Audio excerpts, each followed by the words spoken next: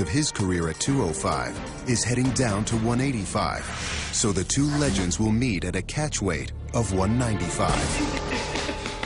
And I think that it's going to be definitely a smart career move for Wanderlei Silva to drop down to the lighter weight classes, where I think his aggression and his punching power will carry him to a lot of victories. I've seen what Wanderlei can do over many years. He's probably the most dangerous fighter there is in the sport. And right and left and right and now, I think Rich will want to take this fight to the ground with Wanderlei. Why stand up when you know that's what Wanderlei does, and that's what he's the best at? The thing that people haven't seen about Wanderlei that I know about him is his ground game is very good. His takedowns are very good. So he go into the ground with me, he's in trouble. Rich Franklin's tough. He's good at every facet of the game. good elbow inside by Franklin. And not only is he a southpaw, but he's an awkward southpaw. Rich's punches come from weird angles. Like, you see that? He's a complete. He's a good takedowns, good ground, good punch, good kicks. But I watch his tapes and I watch his falls.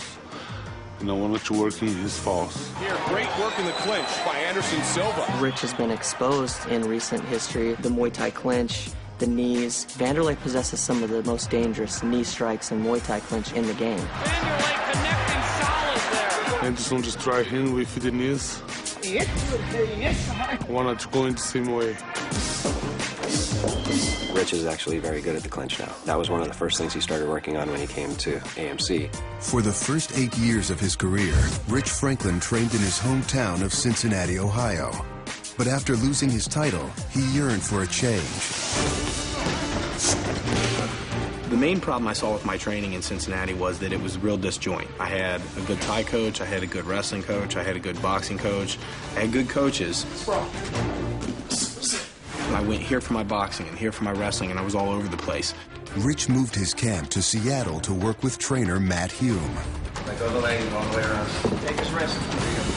Working with Matt is the first time I've actually worked with an MMA coach, per se. Instead of working with good wrestlers and good jiu-jitsu guys and good kickboxers and whatever, I have somebody that's basically taking all that stuff and helping me with the things that tie them together. Together, Rich and Hume have formulated a game plan for the axe murderer. Quentin Jackson capitalized very well. He kept covered up well, he made him miss, and he countered while he was still in the pocket. My timing has to be good to be able to capitalize while you're in that pocket with Wanderlei. Because bad things are going to happen in there if you don't.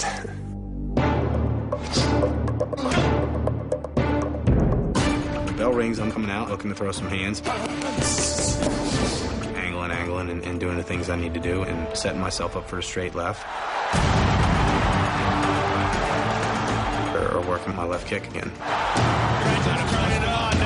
You're going to see two warriors step into the center of the octagon and go at it.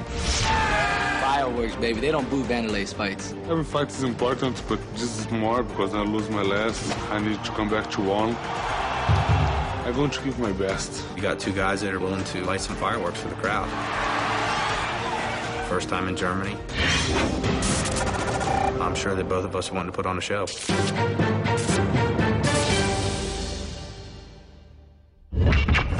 Coming up, Rich Franklin's surprise training partner.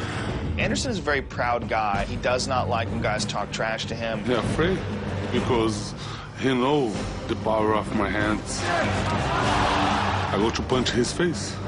Anderson calls Rich Franklin up and says, I'm going to show you how to beat the out of this guy.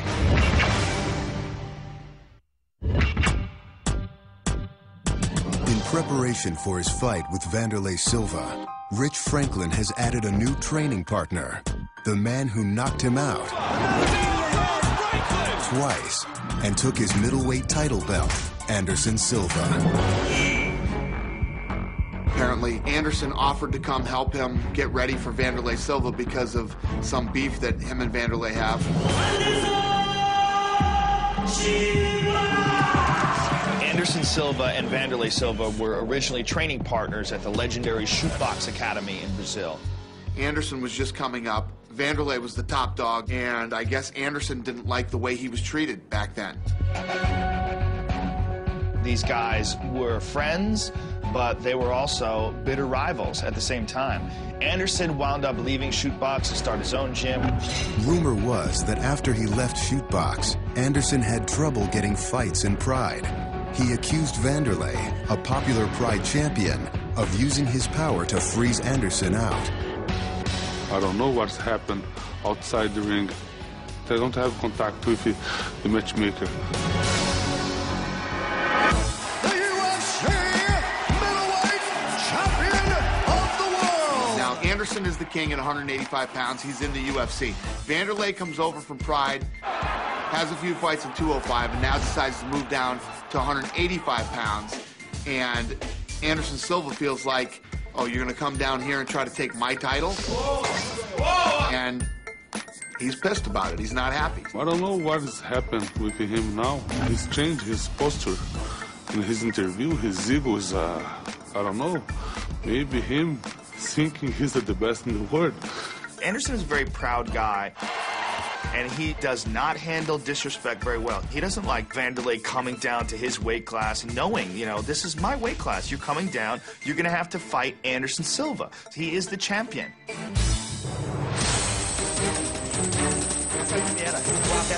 He's afraid because he knows the power of my hands. He knows I'm a danger for him. He's a great fighter, but the fighters fight with him. The guys don't punch him. The guys don't hit him. I go to punch his face. Anderson is so pissed off about this, he calls Rich Franklin up and says, I'm going to show you how to beat the out of this guy. Anderson and his manager, Ed Soares, had called me and said, hey, you know, Wanderlei and Anderson used to fight together, and he'd really like to help you prepare for the fight. Sounds like a good idea to me, so we decided to do a few weeks down at Anderson's camp. Rich trained at Anderson's new gym in Los Angeles for 8 days, with no cameras or video equipment allowed inside. There's nobody that's more familiar with Wanderlei than Anderson. When you're prepping with somebody that has trained with your opponent on a daily basis, they know their tendencies, their tricks. You know, naturally, some inside information, it's going to help a little bit. Anderson is a very strategic fighter. What Silva likes to do is he likes to feel his opponents out and then explode on them. He's a true martial artist, and he will definitely have some answers for Rich Franklin. He will definitely have some very clear points of strategy where he believes Wanderlei has certain tendencies, and he'll be able to point those out. You couldn't ask for a better guy to train you for Wanderlei Silva than Anderson Silva.